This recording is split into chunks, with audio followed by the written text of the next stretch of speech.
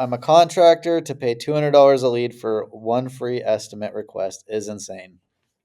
So whether or not that's insane depends on how much money you make from a customer from a job and how many estimates you have to do to get a job. So let's do a simple example. Let's say that you make um, let's say you make $1,000 per job on average, and it takes you 5 estimates to get a job.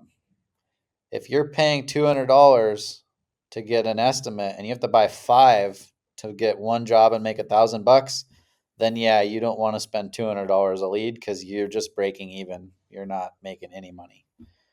But if you make $5,000 a job and it costs you 1,000 to get one, then you probably want to do that all day long. And so this is a very circumstantial situation, and it depends on what services you sell and how much you make per customer that you get, and that determines how much you can pay. I can tell you, as a remodeling contractor, if our average job's around 20 grand and our profit from that is like 5 to 8, like I would pay $200 a lead all day long, no problem. And it usually doesn't take 5 estimates for us to get one. It's more like 3, maybe 4. So yeah, I would do that all day long. So it just depends. Don't don't discount things. There's people paying.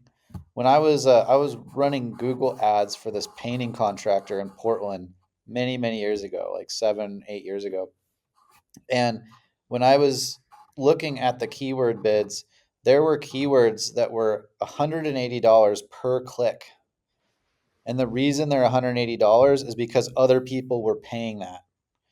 So these guys were paying $180 a click. If it takes 5 clicks to even get a lead, they're spending like what, 750 or something to get a lead.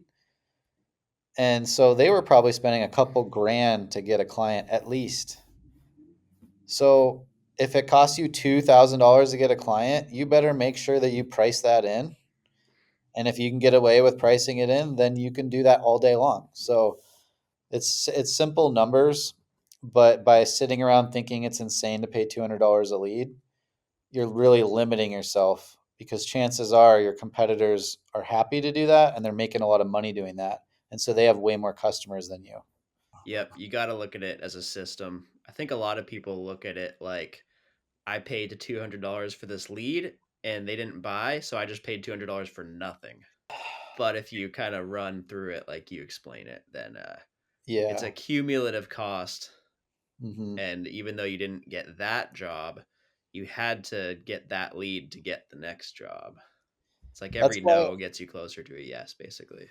that's why I stress tracking so much. Because if you are paying $200 a lead, you need to track everything really closely so you know how many leads you have to buy to get an estimate and how many estimates you need to get a job on average. Like you have to do this for some time and then run your numbers and find the averages, and those averages will guide your decision making.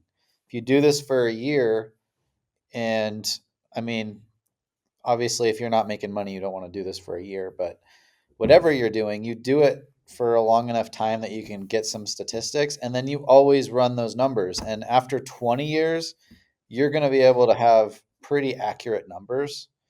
And if you're in a busy area and you're competing against companies that have been around for a long time and they've been advertising, if you always see them on Google and Facebook on billboards and they're doing all that stuff, they know exactly how much it costs them to get a client, and they are able to they know exactly how much money they make for every dollar they put out into marketing.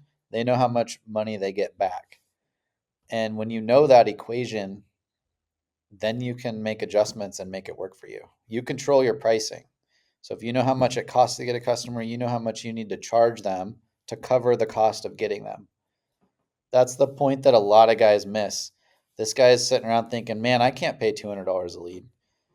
But maybe he can, and he just hasn't figured out how to do it. So don't limit yourself. Somebody's doing it. I'm out here saying it. I'm not making this stuff up. I see people do it all day long, all different amounts, all different types of businesses. And the ones who press on the gas and are willing to spend money to make money and track their numbers, they're the ones that grow the fastest and make the most money. And they do it pretty quick. Like, it doesn't have to take forever to do this stuff. It is scary to start. And if you don't have the discipline to track your numbers, then you're going to really struggle with it.